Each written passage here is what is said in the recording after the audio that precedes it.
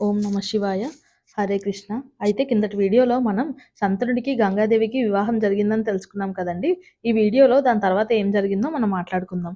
అయితే వాళ్ళకి వివాహం జరిగాక కొద్ది కాలానికి ఒక పుత్రుడు జన్మిస్తాడు. శంతనుడు చాలా ఆనందపడతాడు. రాజ్యమంతా యువరాజు పుట్టాడని చెప్పి సంబరాలు చేసుకుంటారు. కానీ అది ఎంతో సమయం ఉండదు.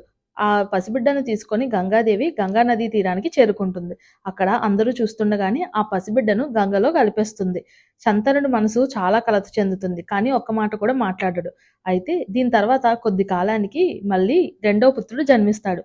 ఈసారి కూడా గంగాదేవి ఆ పుత్రుడిని తీసుకొని గంగా నదిలో కలిపేస్తుంది. ఇలా 2, 3, 4, 5, 6, 7 బిడ్డల వరకు గంగాదేవి పుట్టిన ప్రతి శిశువును తీసుకెళ్లి గంగా నదిలో కలిపేస్తుంది. శంతను మనసు ముక్కలైపోతుంది. కానీ ఒక్క మాట కూడా మాట్లాడలేదు.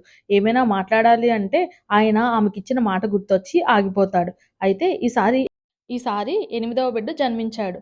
అయితే శంతనుడు ఈసారి మౌనాన్ని విడిచిపెట్టి గంగాదేవిని ప్రశ్నిస్తాడు. అసలా నువ్వింత క్రూరంగా ఎలా ఉంటున్నావు? అంత చిన్న పిల్లలని నువ్వు ఎలా అని ఆ గంగలో కలిపేస్తావు అని అడుగుతాడు. దానికి గంగాదేవి చిరునవ్వుతో, రాజా, ఈసారి నువ్వు నీ మాటని అతిక్రమించావు, నన్ను ప్రశ్నించావు. కానీ నేను చెప్పినట్టే నేను చేసే ప్రతి విషయం వెనక ఒక రహస్యం ఉంటుంది, ఒక కారణం ఉంటుంది అని చెప్పింది.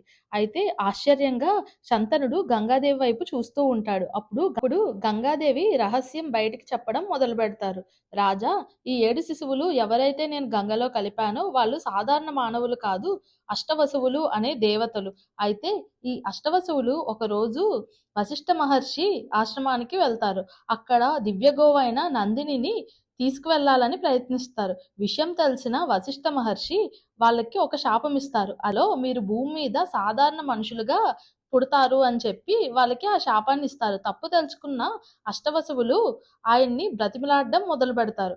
అయితే ఆ వశిష్ఠ మహర్షి తర్వాత ఏం చెప్పారో మనం తర్వాత వీడియోలో తెలుసుకుందాం. జై శ్రీరామ్. ఓం నమ శివాయ.